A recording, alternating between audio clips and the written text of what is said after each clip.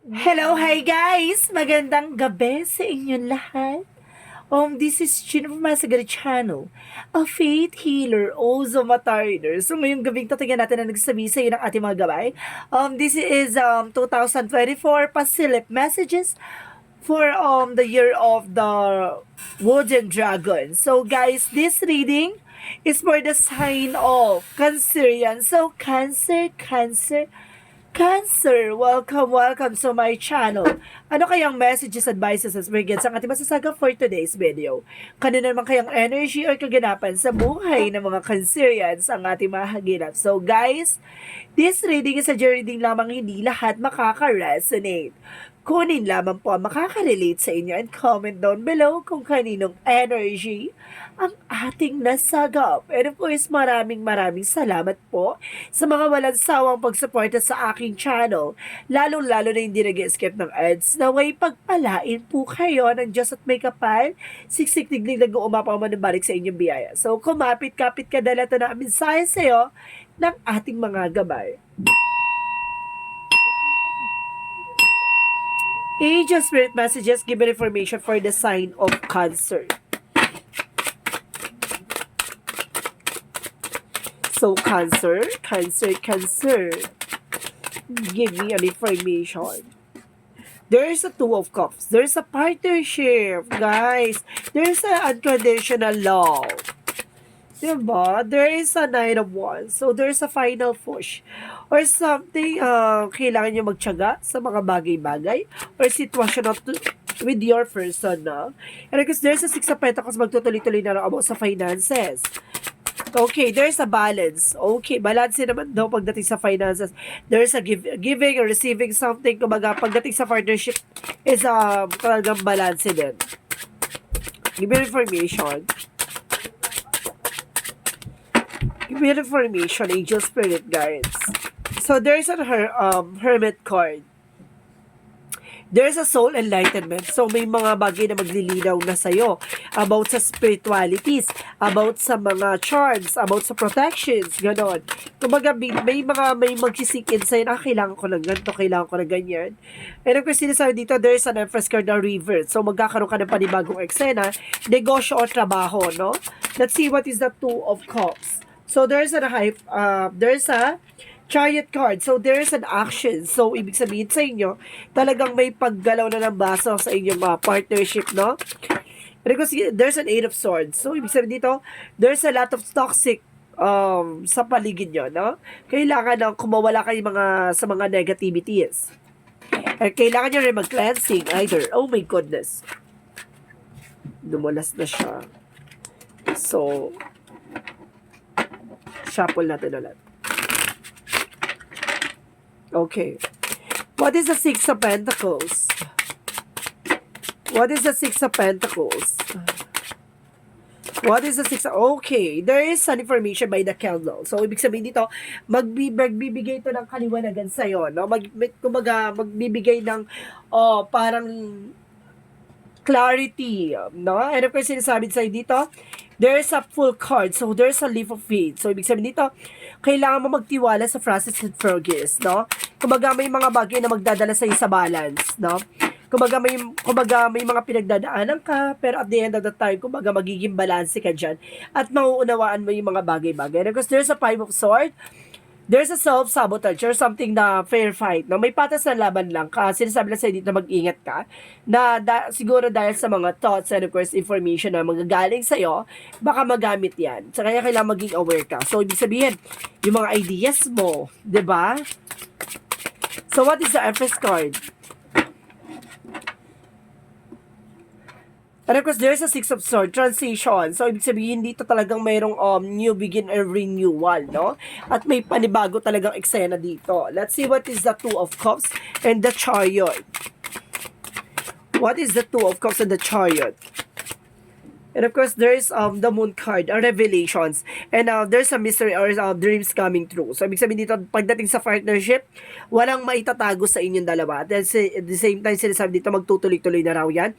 At may mga pangarap kayo isa sa katuparan. So, what is the Nine of Wands and the Eight of Swords? And of course, there's the Wheel of Fortune. So, there's a destiny to happen, no? Talagang may nakatadhana talagang mangyari dito. At may mga bagay na malalaman mo. At may mga bagay na matutuklasan ka. At the same time, kumbaga, there's a bless coming in for you. Talagang magiging blessed ka dito. At the same time, there's a Six of Pentacles, and of course, there's a candle for the Queen of Cups. There's a healing. Magkakaroon ka na ng healing pagdating sa finances and of course, sa career, love life. What is the Two of Pentacles and the Full card? So, this coming 2024, kumbaga magkakaroon ka ng healing process. At the same time, there's a destiny is yours. Kumbaga may swerte papasok sa'yo ngayon in 2024. At the same time, there's a temperance, a perfect timing. So, this is the perfect timing for you na mababago na ang eksena mo, no? Magtiwala ka lang, kumbaga, may mga bagay na pagdadaanan mo, ganun talaga. So, let's see what is the Hermit and the Five of Swords. And of course, guys, there's Two of Wands. So, there's a decision. Sinasabi din sa'yo dito, there's an information na kailangan mo malaman, kailangan mo decision, at makinig ka sa intuitions mo, no? So, let's see. Kasi there's a soul, spirituality na, kumbaga, pinapakita sa'yo by intuition. So, kailangan mong pakinggan yung intuitions mo nang sa ganun para hindi ka maligaw ng landas or something na hindi ka maguluhan. Itong Page of Swords na parang magbibigay sa'yo ng information. So, let's see what is the Empress card and of course the Six of Swords. So, there's a Five of Pentacles. So, ibig sabihin, there's recovery from financial loss. So, ibig sabihin, makaka-recover ka na pag financial loss. May mga bagay lang talaga na kailangan mong baguhin at kailangan mong simulan, no? As soon as possible. So, let's see what is the outcome. Ang outcome is the Three of Wands. So, waiting for a result or waiting for a ship. And of course, there's a Hangman. So, there's a waiting talaga, no? Kumbaga, may mga bagay na nadidelay sa'yo. Sinasabi sa'yo dito na darating yan in the right time, in the right place. Ganon. Kumbaga, ibibigay sa iyo yan talagang sa takdang panahon. And of course, dito, there is a tower moment. There's a surprise and sudden changes, no? Ganon talaga. May mga bagay na hindi mo ina-expect na magaganap, mangyayari, ganon. Kumbaga, kailangan mo lang talagang paghandaan na dumating yung araw na yan, kumbaga, ready ka naman. Diba? So, let's see what is the Yin and Yang Oracle card. What is the Yin and Yang? There's a regret. So, some of you may mga pagsisisi na nagaganap dito because there's a self-worth. So, ibig sabihin dito, kailangan yung regret na to, kumbaga, kailangan hindi na to mangyari ngayon 2024. Kumbaga, kailangan mo munang i-evaluate or analyze yung isang bagay para wala kang pagsisisihan. Because there's a self-worth. Dapat alam mo sa sarili mo kung ano yung magiging halaga mo dito, no? And of course, there's the offer. So, ibig sabihin, there's an offer coming in for you for this coming 2024. There's a lot of surprises and of course, unexpected offer na darating sa'yo. So, there's a good luck and dream coming true. So, sinasabi ng The Wheel of Fortune talagang luck is in your sides. And of course, there's a girl with a snake. Ito yung sinasabi na mag-ingat ka kasi meron ditong toxic na tao na kumbaga madalas tinatraidor ka at inaahas ka. No? Mag-set ka ng boundaries dyan. Huwag ka nagbibigay ng information dito sa tao na to. Inggitera to. And of course, there's a cassette. Parang sinasabi dito, replaying events or sabi na uulit na. Uy, nanggawa niya na tong traidorin ka. So, ibig sabihin, this coming 2024, wag mo nang hayaan maganap ulit yung ganong traidoran, no? So, let's see what is the magical fairy messages for you. Magical messages for you. Fairy messages. So, there's a daughter. So, some of you may mga anak. May anak kang babae, no?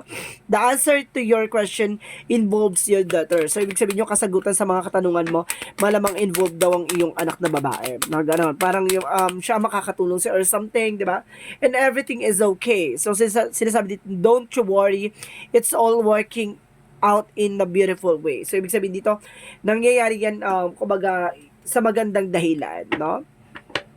So, let's see what is the Romance Angels. And of course, sinasabi dito, there's a healing family issue. So, ibig sabihin dito, magkakaroon na ng healing pagdating sa toxic family. So, let's see what is the energy. There's 4 chakra Arcangel Raphael for healing. Magkakaroon ka talaga ng healing dito. Guys, ang lakas ng energy. There's a healing behind the scenes, no? And of course, there's a community sa social industry or something social media, kumbaga, or something community, no? Kumbaga, there's a circle of friends na tutulong sa'yo. Because there's a door to value, wow, there's a big money coming in for you, no? Kasi there's a door to value, may pintuan talaga sa malalaking halaga, pasabog. So, let's see what is the chakra messages. Ito yung gossip, no? Ito yung sinasabi ko sa'yo, mag-ingat ka dito sa ahas na to. Ito yung pagchichismisan ka behind your back. Gossip. No, mag-ingat ka dyan sa chismakers na yan. Because there's a completion, no? Kumbaga, gawin mo na yung bagay na yan hanggat hindi pa huli ang lahat. Ngayong December pa lang tapusin mo na para pagpasok na 2024, maging maganda na ang eksena mo, no? Huwag ka magbibigay ng information dyan, inggit na tong kaibigan mo.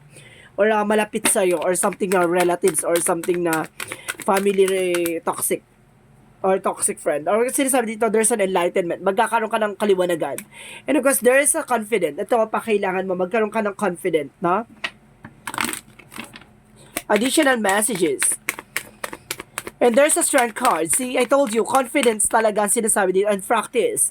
No, kailangan i-enhance mo yung skills mo, your abilities mo, nang sa ganun ay masanay ka. And of course, gumaling ka sa kung ano man yung larangan na gusto mo, no? What is the Monsology? Monsology is confident is your key to success. So, there's a confident talaga. There's a confident talaga involved dito, no? And of course, sinasabi dito, there's a don't let past hold you back. No, wag mo na balik-balikan yung mga nakaraan. Nangyari na yun. Kasi magdadala lang yun ng negativities. Let's see what is additional messages. And of course, there's a relationship. So, ibig sabihin, baka pati yung relationship mo, no, baka nakikisaw-saw ditong toxic na to. And there's a self-esteem. So, yun yung palakasin mo, no? Yung self-esteem mo. So, let's see what is additional messages. And of course, sinasabi dito, by the Angel Spirit, there's a decree severing, sorry. So, sorry. There's an anger and conflict. Ito yung kailangan mong maging kalmado, no? Yung galit mo, yung inis mo, kailangan panatiliin mong kalmado. Nasa ganun, hindi ka nakakagawa ng pagkakamali, no? Kasi minsan pag galit tayo, nagiging padalos-dalos. So, yun yung kailangan mo, yung temper. There's a prayer work. So, yung hinihiling mo, yung dinadasal mo, no? Talagang tumatalab siya. So, what is Archangel Michael messages for you? Forgiving yourself, you done nothing wrong. So, ibig sabihin, patawarin mo yung sarili mo, wala kang ginawang mali. Ambisyosa lang talaga yun sa paligid mo. And go forward fearlessly. Kailangan mo magpatuloy na walang kinakatakutan and walang kinikilingan. Ganon. Diba? Kumbaga nabubuhay ka hindi para sa kanila, para sa sarili mo at para sa taong mahal mo. Diba? Yung mga taong nagmamahal sa'yo, ganun. Diba? Okay, if you were questions, mag-question na kayo. Mag-question kayo diyan na sa isip nyo, no? And of course, ito ang magiging kasagutan. This is the angel's answer. So, kung may tanong kayo, isipin nyo na. Bibila ko ng 3, 1, 2, 3. So, ito na yung magiging sagot.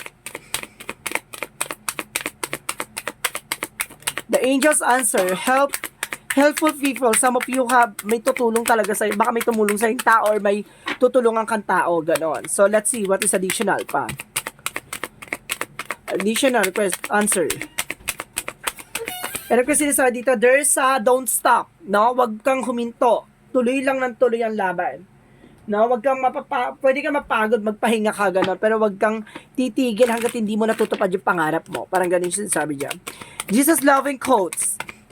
Blessed are the peacemaker, for they shall be called the cheer of God. So, ibig sabihin, yung binibless daw yung mga taong mas pinili yung kapayapaan kaysa, di ba, pumatol sa issue or something sa mga taong, di ba, naghahatak ng kahit anumang negative dyan. So, let's see what is the angel's number. Kasi there is a wheel of fortune talaga dito na parang sinasabi na you are being a blessed. No? This coming 2024, magiging blessed ka na raw. Diba? Kung ano man yung kaganapan na nangyari sa iyo from now 2023, this is a big changes coming in. So, sinasabi dito na number 6, your heart is your gift. You are naturally born nurturer and have a great talent for helping others and healing others. You are epitome of self-sacrifice and a protector of those you love. So, ibig sabihin dito, talagang kayang-kaya mong proteksyonan yung mga taong mahal mo, no? Kahit na masaktan ka, 'di ba? Alang-alang sa mga yan, 'di ba? Kayang-kaya mong ipaglaban sila. Alam kasi sabi ng messages of life, unconditional love. Ay, yung tinatawag na unconditional love, 'di ba? Hindi talaga matatawaran ang conditional love. So, sinasabi dito, today I choose to see the light in everyone. I seek the divine in each being. I accept others as they are. I bring compassion to all my brothers and sisters of the light. I offer unconditional love to everyone I meet. I join my soul with theirs so that we can may grow together in universal love. So, ibig sabihin dito, talagang ano man ang uri ng pagmamahal talaga, 'di ba? Hindi talaga yung matatawaran. Ano, kumbaga, meron tayong tinatawag unconditional love pagdating sa mga animals, then at the same time sa mga tao sa paligid natin na kahit na, 'di ba? Kumbaga, nagiging malapit sa atin. Mayroon tayong kakaibang pagmamahal sa kanila na hindi pagmamahal bilang isang partner, hindi pagiging kumbaga, pagiging kapwa-tao dahil isa lang tayo ng Diyos na naglikha, no? Kumbaga ganon. Kumbaga, mahal natin yung isang tao na yun, hindi dahil bilang isang asawa or something. Kumbaga, mahal mo siya bilang isang tao na alam mong kapatid mo rin siya, ganon, 'di ba? Kumbaga alam mo na kayang-kaya mong proteksyonan, lalo-lalo yung mga mahal mo sa buhay, 'di ba? Na kayang-kaya mo magsakripisyo sa ngalan ng pag-ibig. Ganon. So guys, this is the 2024 pasilip messages for Year of the Wooden Dragon for the sign of Cancer yan. This reading is a general reading lamang, hindi lahat makaka-resonate. Kunin lamang pa makaka-relate sa inyo, comment down below kung kaninong energy ang ating nasagap. And of course, maraming salamat po sa mga walang sawang pagsuporta sa aking channel. Lalong-lalo na hindi nag-skip ng ads, naway pagpalain kayong Diyos at may kapal-siksik digdig nag-uumapaw. Manang balik sa inyong biyaya. Maraming salamat and see you in the next video. Bye-bye and babush!